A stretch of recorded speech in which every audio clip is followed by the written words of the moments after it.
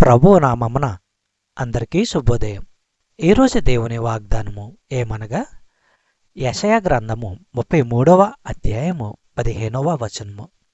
నీతిని అనుసరించి నడుచుసు యథార్థముగా మాటలాడుచు నిర్బంధన వలన వచ్చు లాభమును ఉపేక్షించుచు లంచము పుచ్చుకొనకుండా తన చేతులను మలుపుకొని హత్యయను మాట వినకుండా చెవులు మూసుకొని చెడుతనము చూడకుండా కన్నులు మూసుకునివాడు ఉన్నత స్థలమున నివసించును.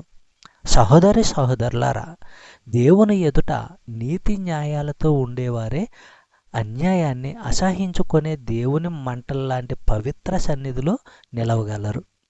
నిజమైన విశ్వాసులంతా తన పవిత్ర సన్నిధానంలో నివసించగలిగేలా దేవుడు చేస్తాడు. కీర్తనల గ్రంథము 106వ అధ్యాయము 3వ వచనము మనము పరిశీలించినట్లయితే, న్యాయమును అనుసరించువారు ఎల్లవేళలా నీతిని అనుసరించి నడుచుకునేవారు ధన్యులు. చెప్పబడిన వాగ్దానము దేవుడు దీవించి ఆశీర్వదించును గాక. ఆమేన్.